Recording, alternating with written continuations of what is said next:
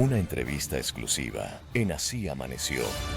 Se encuentra ya con nosotros la ingeniera Andrea González Nader, ex candidata a la presidencia de la República, sí, precisamente en los comicios que vivimos durante este año. Andrea, buenos días, bienvenida a Así Amaneció.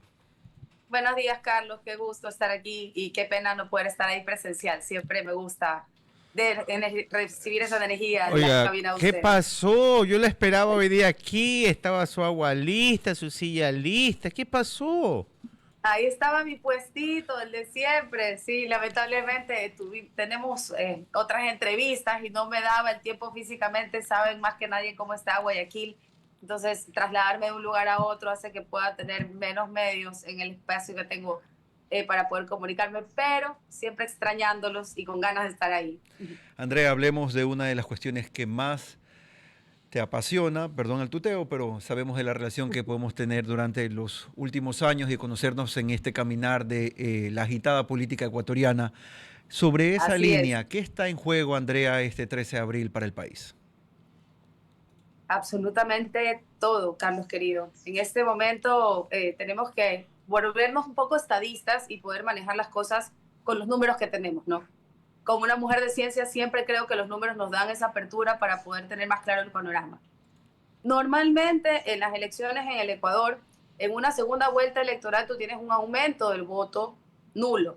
Eso es histórico, ¿no? Y distintamente de quienes vayan a segunda vuelta, incluso puede llegar a ser hasta el doble del porcentaje original de una primera vuelta. Es decir, una primera vuelta de 6% nulo te puede reflejar un 12% de nulo en una segunda vuelta electoral.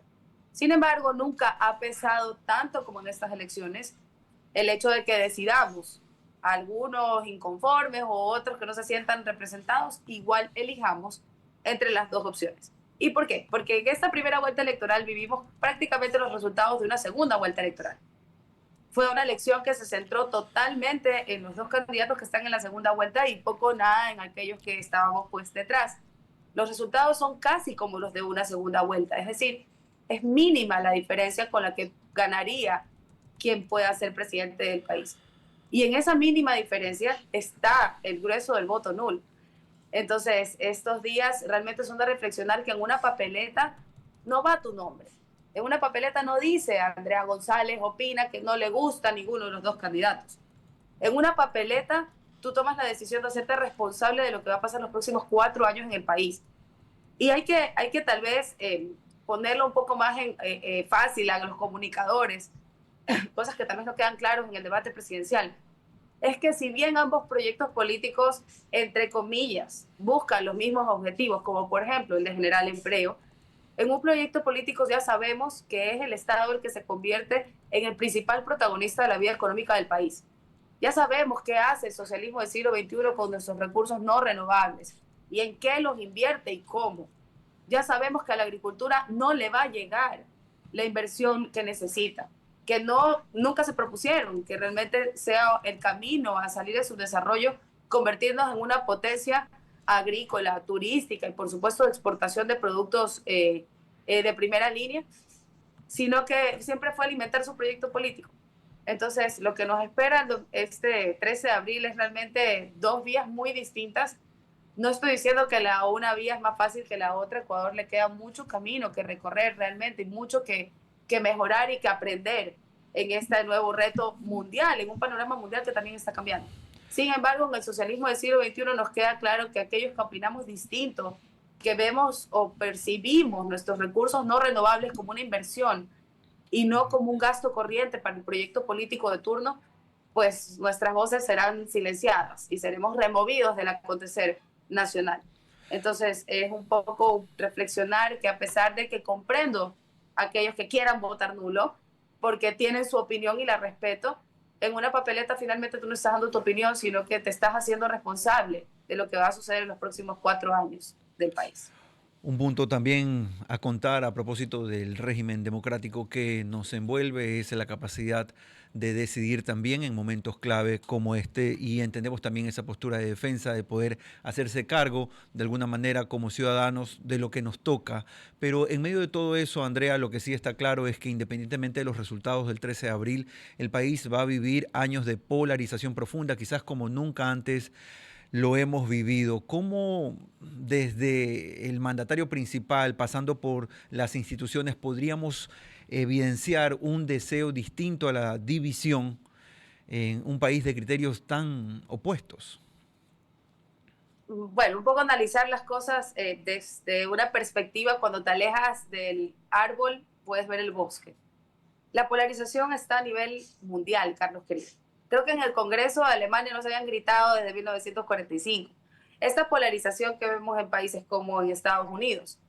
Esta polarización que en general parecería una izquierda y una derecha mundial, pero en el caso de Ecuador hablamos de un socialismo del siglo XXI versus una centroizquierda, que es como se autoclasifica, ADN. Sin embargo, queda claro que, por ejemplo, en un proyecto político, el eje o el motor de la creación de empleo es el Estado. Y este Estado obeso se convierte pues en el principal actor de toda nuestra vida económica. Y en el otro proyecto, a pesar de clasificarse de centro izquierda, ya hemos visto que hay alianzas público-privadas y que hay una apertura para crecer en dolarización, para que entren estos dólares que necesitamos en un país que está dolarizado, pero que tiene una constitución que necesita que tengamos una máquina para imprimir billetes. La polarización es mundial. Sin embargo, creo que hay proyectos políticos que probablemente están viendo ya su atardecer, que tienen un alto rechazo a nivel popular y que, a pesar de que les queda algo de estructura, ya no tienen el poder popular que tenían antes. Esto le da espacio a una nueva tanda o una nueva generación de políticos que, indistintamente de su edad, porque no es que sean jóvenes o no, hablan de nuevas alianzas que se puedan hacer o nuevos proyectos que se puedan hacer en alianza con nuevos pedacitos, digamos así, de estos proyectos políticos. Creo que la polarización está muy marcada en los dinosaurios. Seguimos viendo estas posturas que dentro de una Asamblea Nacional parece que fueran irreconciliables, pero que sabemos que puertas afuera de esa Asamblea Nacional, pues bien comparten agendas, sobre todo de impunidad, lo cual los lleva a ser finalmente aliados o hasta amigos. Pero en la fuente creo que vamos hacia una política que busca más un proyecto en donde poder llegar a acuerdos. Creo que es desgastante como gobierno local centrarte o centrar tu periodo en hacer una campaña rampante en contra del gobierno.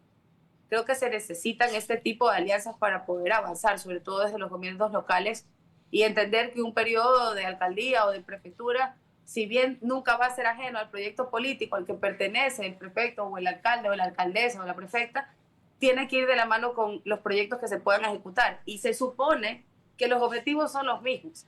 Se supone que nos diferenciamos en el cómo llegar a esos objetivos, pero dudo que pues ninguno de los candidatos a presidente no quiera generar, por ejemplo, más empleo. Ambos lo quieren hacer, solo que la una quiere hacerlo a través del Estado y otro quiere hacerlo a través de alianzas públicos-privadas o simplemente que la empresa privada pueda dar empleo.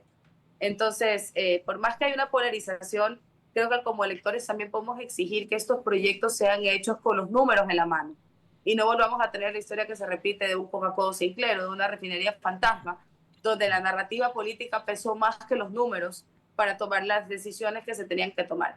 Polarización sí, a nivel mundial, por supuesto, a nivel nacional también, una asamblea totalmente dividida, pero tiene que tener claro que la próxima persona que se sienta en Carondelet, que el sistema de una asamblea constituyente como tal no puede continuar y que nosotros ya hemos propuesto sobre la mesa un parlamento dividido que sería la única manera de salir de este atolladero. ¿Debe venir eso a través de una nueva constitución? Sí, pero quien se siente debe entender. Si no, no hay manera de manejar el país. Andrea González Nader, ex candidata a la presidencia de la República, está con nosotros. Andrea, dos preguntas en una. Los 275.000 votos que aproximadamente tú sacaste, casi que a título personal, porque para ser sinceros, en el análisis político, Sociedad Patriótica, el partido que te auspició, no pesaba mucho en cuanto a seguidores, a gente que esté relacionada, pero tu figura sí, evidentemente, por el contexto seguramente de la campaña previa con Fernando Villavicencio y lo que vivía el país. Esos 275.000 votos evidentemente no van para la Revolución Ciudadana y tu llamado a no votar nulo implica el hecho de poder escoger la opción de Daniel Noboa. Definitivamente es sorprendente para mí. Te cuento que conversé con un gran politólogo, comunicador, mejor dicho, en política, que me dio una lectura que voy a compartir, voy a ser un poco indiscreta, creo que ya han compartido esos resultados, espero que sí, voy a cruzar los dedos. De mi votación, 50% hasta hace algunas semanas iba hacia Daniel Noboa, pero sorprendentemente, Carlos, un 11% de mi votación, 11% va para Luisa González. Y voy a explicar un poquito esto. Nuestro proyecto político era un proyecto con un componente agrícola muy fuerte, que hablaba de invertir los últimos 10 años de bonanza petrolera en desarrollarnos como una potencia agrícola y turística, y hablaba del futuro post-petrolero. Eso, lamentablemente, en el imaginario tradicional de la política es de izquierda. Y cuando yo le hablé a los ingenieros agrónomos de Manabí, con el Che Guevara pintado atrás, mientras les hablaba de economía liberal, nuestro plan siempre fue atraer un poco de esa juventud que tenía muy clara la causa de la sostenibilidad, pero que está confundido y cree que solo a través de la izquierda puede lograrlo. Ese 11% de mis votos que van a donde Luisa González están regresando a su matriz original. Es imposible que alguien que vote por mí en primer lugar luego cambie a una Luisa, sin embargo es así. Y si tú sumas ese 50 más ese 11%, te quedan un 39% más o menos de porcentaje de mi votación que está en ese nulo flotante o en esa indecisión, que es a ellos a quien les tengo que hablar, porque definitivamente a ese 11% que está yendo a donde Luisa, que votó por este proyecto político, estoy segura que no hay manera de convencerlo de que vaya al otro lado porque ya están polarizados. Entonces, realmente nuestra campaña en estos momentos sigue siendo una campaña educativa en la cual nosotros le recordamos el hilo conductor o la línea de tiempo a aquellos sectores que en estos momentos son alianzas de oro. Para mí es sorprendente que el sector indígena que luchó contra la minería a gran escala sin su consentimiento previo, sobre todo con los casos de Quimsacocha y Tundaime en el 2011, hoy pueda creerle al proyecto político que les quitó más tierra que los españoles, vestido de indígena, hablando quichua y autodenominándose Mashi. Entonces son partes de la historia que necesitamos como un proyecto que busca la sostenibilidad, recordarle a estos actores políticos. Sin embargo, es curioso cómo se moverán las fichas, nos queda todavía una última semana donde ahora sí el electorado tiene que hacer una mea culpa y entender que no nos tienen que dar todo masticado. Si no quedó claro en el debate que sí, ambos candidatos buscan objetivos iguales, pero que tienen una manera totalmente distinta de conseguirlos, y que estás escogiendo un sistema y no qué persona te cae bien o qué persona te cae mal, no le podemos pedir mucho, no tampoco a los políticos, y como electores no tenemos la madurez de poder hacernos cargos por lo menos de una decisión que encima es de manera anónima. Andrea, muchas gracias por estar con nosotros. Sabemos de tu agenda. Queremos no solamente agradecerte, sino invitarte una vez más a que puedas participar con nosotros luego de los resultados electorales del 13 de abril en el análisis de lo que significará el futuro del país en función del modelo de gobierno que los ecuatorianos podamos elegir este 13 de abril. Gracias una vez más. Muchísimas gracias, chicos, y un abrazo. Nos vemos. Ha sido Andrea González Nader, ex candidata a la presidencia de la República, analizando el momento político del Ecuador, aquí en Así Amaneció.